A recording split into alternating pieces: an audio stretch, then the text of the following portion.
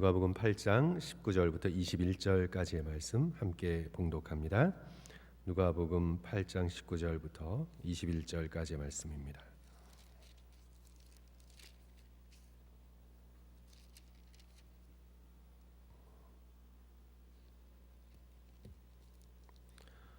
신약성경 101쪽에 있는 말씀입니다.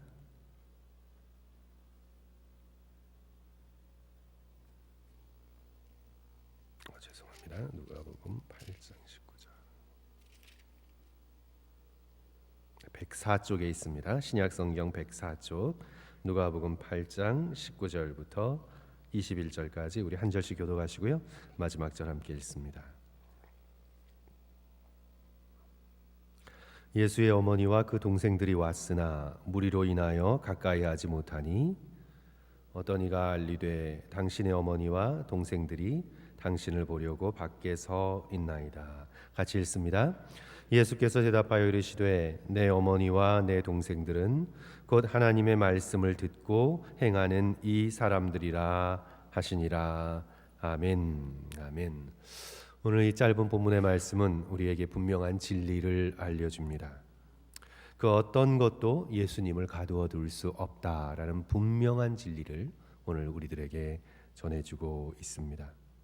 인간의 역사의 가장 끈끈한 가족의 끈도 예수님을 가두어 둘 수 없습니다. 가족이 예수님 안에 있는 것이지 예수님이 가족 안에 있을 수는 없습니다. 한마디로 오늘 본문의 진리는 예수님은 그 무엇에도 그 누구에도 구속당하지 않으신다. 그런 사실을 우리에게 전하고 있습니다. 예수님의 육신의 어머니 마리아와 야고보를 비롯한 동생들이 예수님을 만나러 왔습니다. 예수님을 찾으러 왔습니다. 무슨 이유인지 오늘 누가복음 본문은 분명하게 말씀하고 있지 않은데요. 마가복음 3장을 보시면 예수님에 대한 악한 소문이 돌았습니다. 오늘과 같은 본문의 말씀이 나와 있는 바로 직전, 바로 앞절에 마가복음 3장 30절에 이렇게 기록하고 있습니다. 이는 그들이 말하기를 더러운 귀신이 들렸다 함이러라. 예수님이 더러운 귀신이 들렸다고 바알세불의 힘을 힘입어 귀신들을 내어 쫓는다는 그런 악한 소문을 이 바리새인들과 서기관들이 사람들에게 퍼뜨렸습니다. 이제 그런 다음 곧장 어머니 마리아와 동생들이 예수님을 찾으러 오는 것이 이제 기록되어 있습니다. 마가복음에요. 그것을 미루어 볼 때 예수 그리스도를 집으로 데려오려고, 그러니까 미쳤다는 소문이 돌았으니까 그렇게 하지 말고 집으로 돌아오라고 설득하기 위해서 어머니 마리아와 예수님의 동생들이 찾아오지 않았을까, 우리는 그렇게 짐작해 볼 수 있습니다. 그런데 예수님께 곧장 가까이 갈 수 없었습니다. 이것도 하나의 상징이죠. 가족이라고 해서 곧장 예수님에게 가까이 갈 수가 없었습니다. 사람들이 많았습니다. 그래서 예수 그리스도께 가까이 갈 수가 없어서 사람을 보내어 예수님께 말을 전한 것 같습니다. 그게 바로 이제 오늘 본문 누가복음 8장 20절의 말씀입니다. 어떤 이가 알리되 당신의 어머니와 동생들이 당신을 보려고 밖에 서 있나이다. 그 소리를 들으면 누구든지 오늘날과 같은 시대도 아니고 전통사회에서 누구든지 빨리 나가야죠. 만사를 제쳐두고 어머니를 뵈러 또 가족들을 보러 나가야죠. 우선권이 가족들에게 있다고 생각됐으니까 그래야 되는데, 그러나 오늘 예수 그리스도께서는 바로 예수님의 어머니 마리아와 형제들이 시험에 들 만한 말씀을 하십니다. 그것이 바로 이제 21절의 말씀인데 우리 다 같이 한 목소리로 함께 읽을까요? 시작. 예수께서 대답하여 이르시되 내 어머니와 내 동생들은 곧 하나님의 말씀을 듣고 행하는 이 사람들이라. 내 어머니와 내 동생들은 하나님의 말씀을 듣고 하나님의 뜻을 따라 행하는 바로 이 사람들이 내 어머니와 내 동생들이라. 내 형제 내 자매들이라. 예수 그리스도께서 이런 말씀을 하고 계십니다. 이 말씀이 우리에게 다시 한번 강조하고 전하는 것은 예수께서는 육신의 가정에 얽매이시는 분이 아니라 새로운 영적인 가정을 이루기 위해 이 땅에 오셨다. 이것이 바로 오늘 본문의 핵심 메시지입니다. 인간의 가정이 아닌 하나님의 가족, 바로 교회를 이루기 위하여 예수 그리스도께서는 이 땅에 오셨다는 말씀입니다. 사람의 피로 맺어진 혈연의 공동체가 아닌 예수 그리스도의 피로 맺어진 영적인 공동체를 이루기 위하심입니다. 우리가 흔히 피는 물보다 진하다고 말하죠. 성도 여러분, 인간의 피보다 훨씬 더 진한 것이 예수 그리스도의 피입니다. 예수 그리스도의 사랑의 피로 하나가 된 형제자매, 보라 이들이 내 어머니요, 보라 이들이 내 형제니라 말씀하고 계시는 거죠. 이 본문의 말씀은 오늘 저와 여러분에게 커다란 도전을 가져다 주고 있습니다. 어떤 도전이냐 하면 가정이 아무리 귀해도 가정을 절대로 우상화하지 말 것을 오늘 우리들에게 가르쳐 주고 있습니다. 가정을 사랑하되 하나님보다 앞서 사랑하면 가정이 우상이 됩니다. 우상이란 보기에 흉측하고 그런 것들이 아니에요. 우상은 얼마든지 좋은 것들도 우상이 될 수 있어요. 하나님보다 앞서는 모든 것이 우상입니다. 내가 하나님에게 마음을 두고 있는 것보다 훨씬 더 마음을 두고 있는 대상이 바로 우상입니다. 그것이 물질이든 직업이든 가족이든 자기 자신이든 하나님보다 훨씬 더 사랑하고 있는 것, 내 마음의 무게가 훨씬 더 많이 얹혀져 있는 것이 바로 우상입니다. 성경은 우상 숭배를 금하고 있죠. 하나님보다 다른 어떤 누구를, 어느 것을 더 사랑하는 것을 하나님께서는 금하고 계십니다. 이렇게 말하면 말씀을 잘 이해하지 못하는 그런 사람들은 이런 질문을 합니다. 그러면 가족을 사랑하지 말라는 말인가? 내 부모, 내 남편, 내 아내, 자식들을 사랑하지 말라고 기독교가 가르치는 것인가? 그렇게 질문을 합니다. 아니죠. 절대 그렇지 않습니다. 성도 여러분, 가족들을 계속 사랑하십시오. 가족들을 계속 귀하게 여기십시오. 가족들을 계속 먹이고 입히고 돌보고 가족들을 사랑하는 그 사랑을 계속해서 해나가십시오. 그러나 하나님을 더욱 사랑하십시오. 하나님을 더욱 사랑하십시오. 내가 지금 내 가족, 내 형제 자매를 사랑하는 것보다 더 마음을 다하고 더 목숨을 다하고 더 힘을 다하고 더 뜻을 다하여 하나님을 더욱 사랑하십시오. 기독교는요, 가족 사랑의 크기를 줄이라고 말하지 않습니다. 절대 그렇지 않습니다. 하나님을 향한 사랑의 크기를 더 크고 더 깊게 해나가라고 오늘 저와 여러분에게 도전하고 있습니다. 그러면 하나님을 사랑하는 그 사랑이 커지는 만큼 그 사랑을 가지고 가족을 올바르게 더욱 사랑하게 될 것이라고 우리를 가르쳐주고 있습니다. 오늘보다 이 본문의 말씀은 옛날 전통사회에 더욱 분명하게 전달되었을 것 같습니다. 오늘날에는 사람의 정체성이 개인에게 있잖아요. 가족보다 사실은 이제 오늘날은 개인주의 시대가 되어서 가족들보다 나의 취향이 더 중요하고 나의 가치, 나의 보람이 더 중요해요. 가정을 위해서 내가 희생한다 그러면 내 삶이 굉장히 미저러블하게 되는 것처럼 느껴져요. 왜냐하면 가족에 앞서서 어떤 단체에 앞서서 내 취향, 나의 가치, 나의 개성이 훨씬 더 중요한 거거든요. 그래서 오늘은 사람의 정체성이 개인에게 있어요.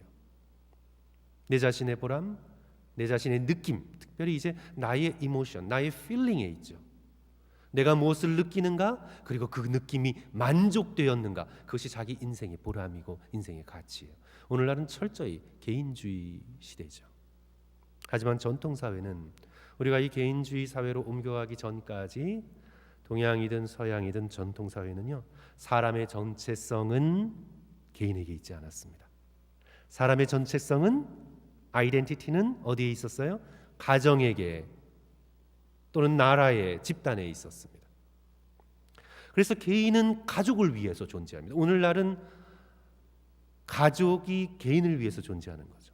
가족이란 개인을 얼마나 잘 키우고 개인이 자아 실현을 하기 위해서 얼마나 도움을 줬나, 거기에서 내 가족은 좋은 가족인가 나쁜 가족인가 결정이 되는 거예요. 그러나 전통사회에서는 그렇지 않았어요. 개인이 가족을 위해 존재했습니다. 가문의 영광을 위해서 살아야 했습니다. 가문의 수치를 가져다 주었으면 심지어 자결까지 해야 합니다. 가문의 원수는 반드시 갚아야 합니다. 가문의 명예가 내 목숨보다 소중했습니다.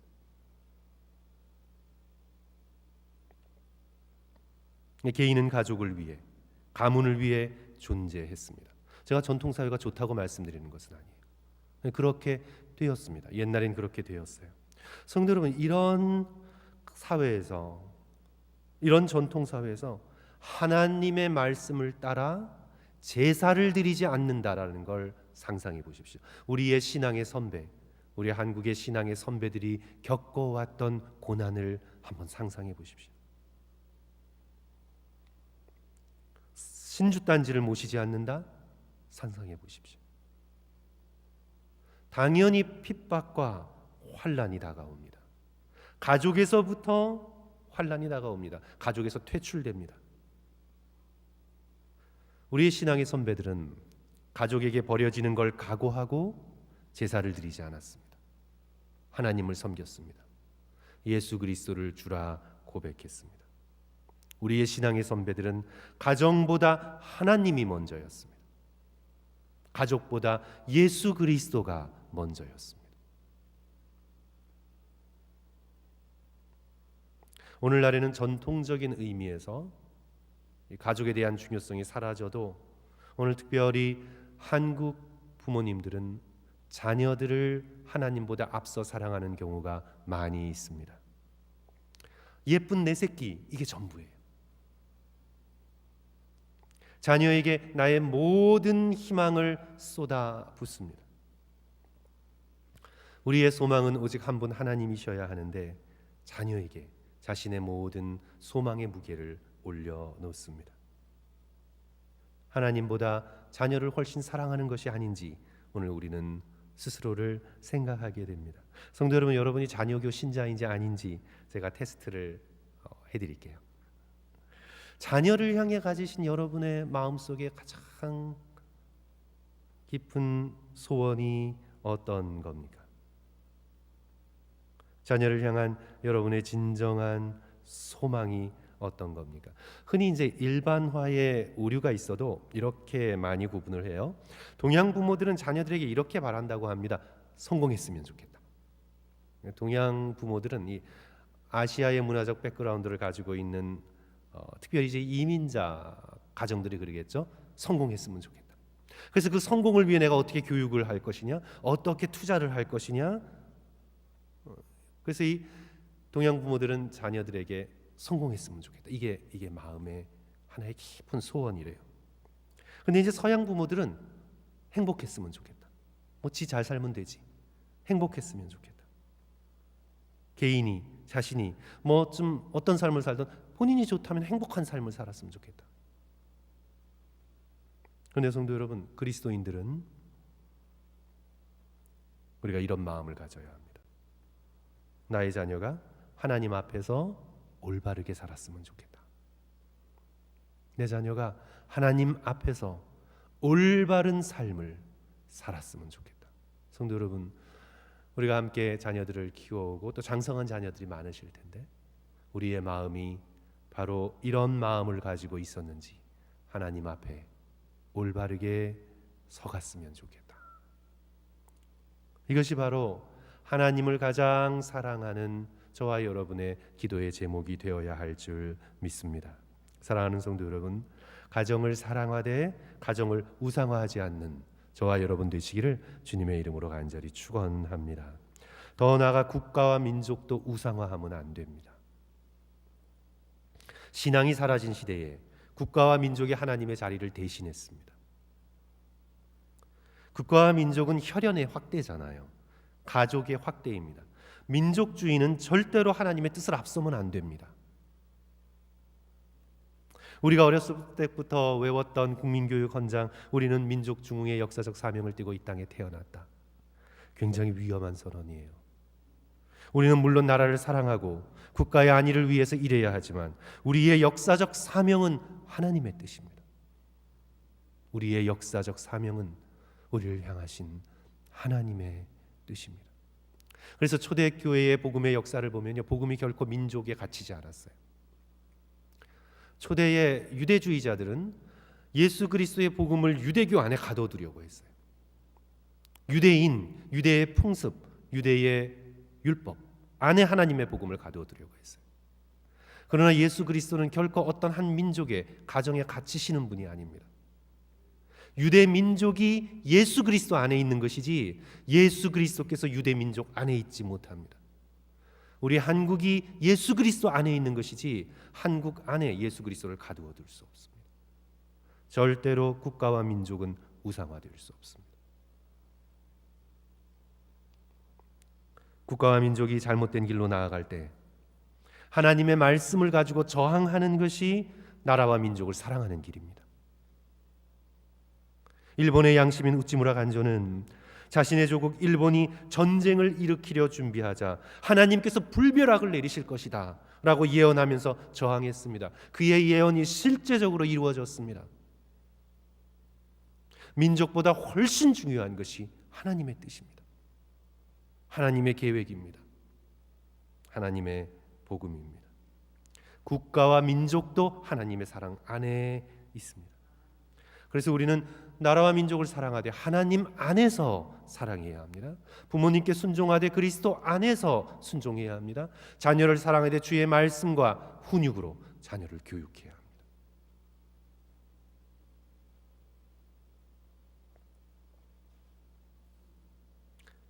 하나님 나라에서 가장 중요한 조직이 있다면